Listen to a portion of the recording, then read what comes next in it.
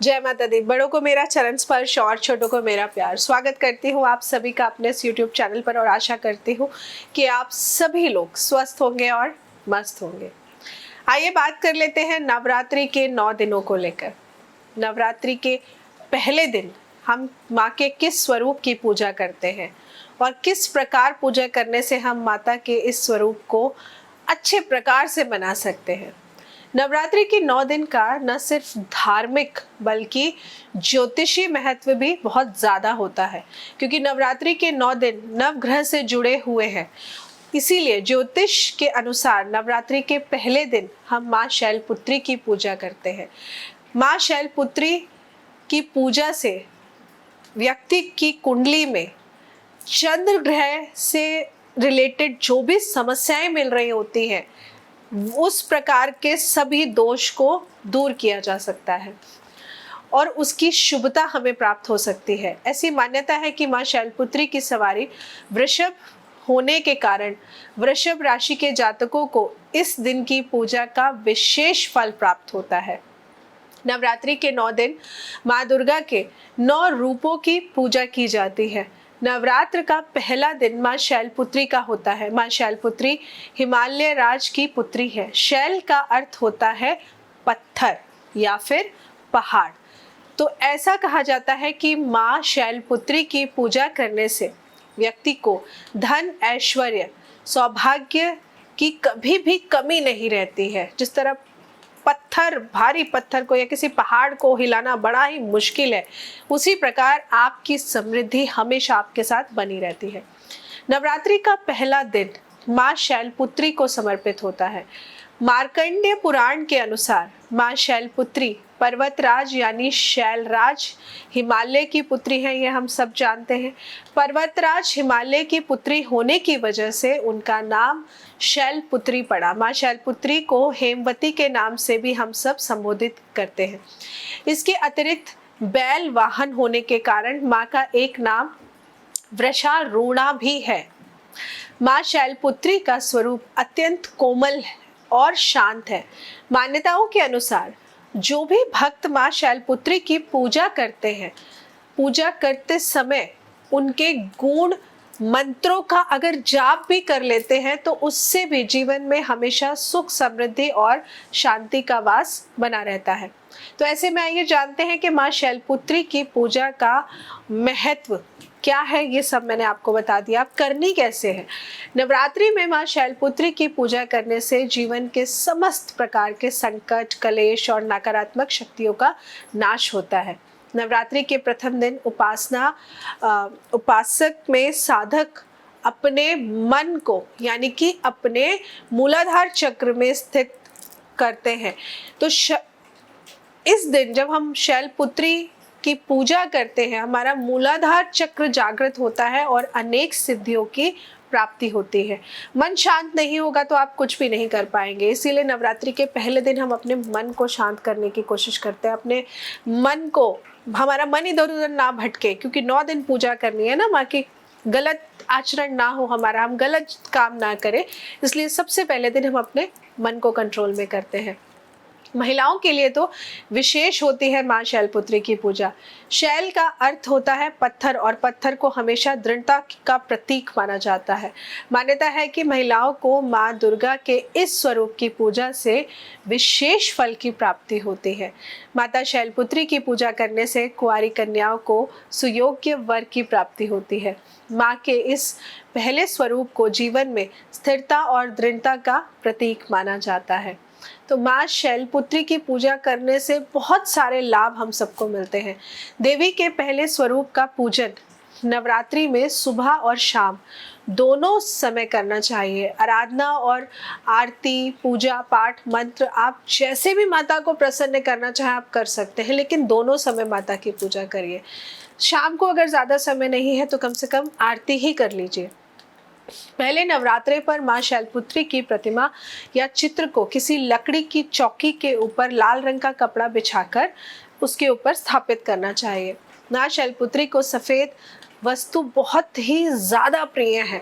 इसलिए माँ शैलपुत्री को सफ़ेद वस्त्र या सफ़ेद फूल अर्पित करना बिल्कुल ना भूलें। लेकिन जो सुहागिन स्त्रियां हैं, अगर आप माता को सफ़ेद वस्त्र या सफ़ेद रंग के वस्त्र या सफ़ेद रंग की कॉस्मेटिक की चीज़ें माँ को गलती से भी भेंट करने की गलती ना करें, मतलब उनको ना चढ़ाएं।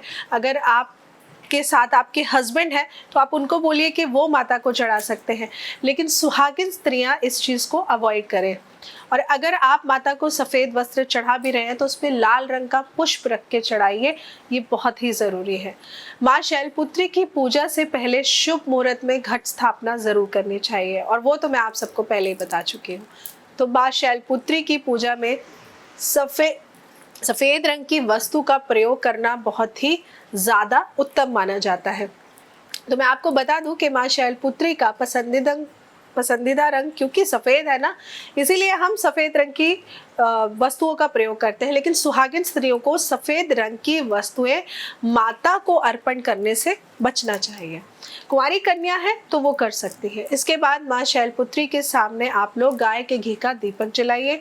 गाय के घी का दीपक अगर आप लोगों को नहीं मिलता है, मतलब गाय का घी इजीली अवेलेबल नहीं है, तो घी में ही आपने उपाय के तौर पे थोड़ी सी हल्दी डाल देनी है। हल्दी डालकर फिर आप दीपक को जला सकते हैं। तो आप दीपक जलाइए और एक सफ़ेद आसन पर पूरब दिशा की साइड यानी कि ईस्ट की तरफ, ईस्ट साइड में अपना फेस करके बैठ जाइए। तो माता की चौकी आप इस प्रकार लगाइए कि जब आप पूजा करें ना, आपका फेस ईस्ट की तरफ होना चाहिए। और फिर आपने दिया जलाने के बाद धूप अगरबत्ती जो भी आप इस्तेमाल करते हैं वो जलाइए। और मैं तो कहूँगी कि अगरबत्ती अवॉइड करिए, क्योंकि अगरबत्तियाँ बाँस से बनती हैं तो उनको पूजा में अवॉइड करिए। इसके बाद आपने माँ शैलपुत्री के मंत्र का जाप करना है। ओम शैलपुत्रे नमः, इस मंत्र का आपको 108 बार जाप करना है। और फिर माँ शैलपुत्री को गाय के घी का भोग ज़रूर लगाना है और मीठे में सफ़ेद बर्फ़ी का भोग लगाना है। सफ़ेद बर्फ़ी में आप दूध से घर पे कोई बर्फ़ी बना सकते हैं, नहीं तो मार्केट से भी ले सकते हैं, नहीं तो पेठा बहुत ही उत्तम माना जाता है। पेठा एक ऐसा फल है जो आप फास्ट में खा भी सकते हैं, उसको दूषित होने का कोई है ही नहीं कि उसमें कुछ मैदा मिला होगा या कुछ आटा मिला होगा।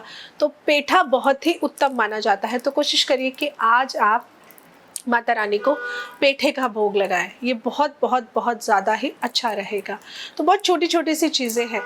इसके बाद अगर आप भोग में गाय का घी रख लेना तो बहुत ही उत्तम, क्योंकि उससे ना आपको निरोगी काया का आशीर्वाद मिलता है। तो गाय का घी कोशिश करिए कि मिल जाए। गाय के घी को एक कटोरी में रखकर फिर आप पूजा में इसको रखिए और बाद में ये गाय का घी आप किसी भी मंदिर में जाकर के दान दे आइए। शाम के समय तक आप दान दे सकते हैं, नहीं तो नेक्स्ट डे जाकर के आप तब दान दे दीजिए। लेकिन माँ के लिए ये 2 भोग ज़रूर रखिए, एक गाय का घी और दूसरा सफ़ेद रंग की मिठाई, ये बहुत ज़रूरी है। और ऐसा करने से माँ शैलपुत्री की कृपा आप पर हमेशा के लिए बनी रहेगी, आपको उनका आशीर्वाद प्राप्त ज़रूर होगा। माँ शैलपुत्री तो थोड़ी सी ही पूजा में प्रसन्न हो जाती है और आपके जीवन में जो भी नकारात्मक शक्तियाँ हैं उनका नाश करने के लिए माता आपके लिए हमेशा सहायक बनी रहेगी। अब मैं आपको बताती हूँ एक खास बहुत ही अच्छा सा उपाय, क्योंकि पिछले कुछ समय में और अभी क्योंकि होली गई है तो बहुत सारे लोगों के मैसेज आ रहे हैं, मैम ऐसा लग रहा है घर में किसी ने कुछ करा दिया है या बहुत ज़्यादा नकारात्मकता नेगेटिविटी बढ़ती जा रही है। तो आप लोगों के लिए खास उपाय बता रही हूँ। नवरात्रों के पहले नवरात्रि इस उपाय को ज़रूर करिएगा। आपने एक पान का पत्ता लेना है, उस पान के पत्ते के ऊपर आपने बहुत छोटी सी चीज़ बता रही हूँ, 27 फूल वाली लौंग रखनी है। 27 फूल वाली लौंग रखकर जब आप माँ शैलपुत्री की पूजा करेंगे, शुरू करेंगे, तो सामने ही रख दीजिएगा। और इसके बाद आपने ओम ऐं ह्रीं क्लीं शैलपुत्रे नमः इस मंत्र का 27 बार जाप कर लेना है।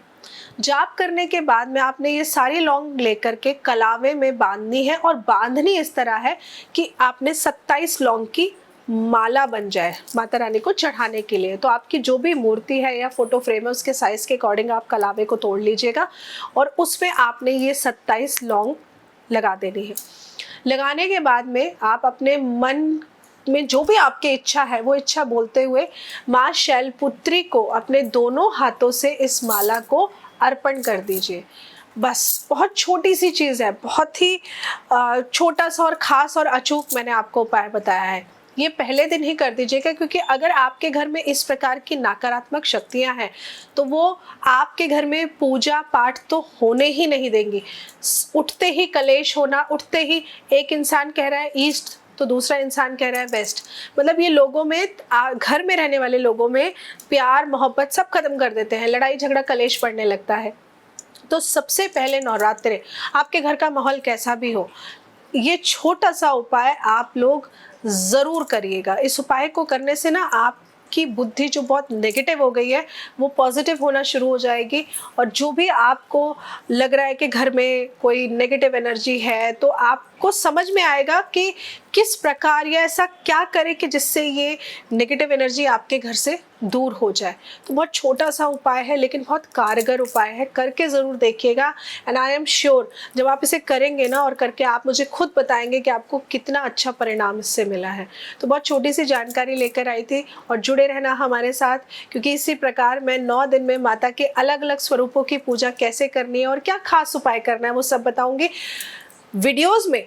तो बताऊंगी साथ में हमारे शॉर्ट्स भी पढ़ रहे हैं, शॉर्ट्स वाली वीडियोस भी पढ़ रही हैं, उसमें भी मैं आप सबके लिए खास अचूक उपाय लेकर आ रही हूँ कि नवरात्रों में क्या क्या उपाय करने हैं।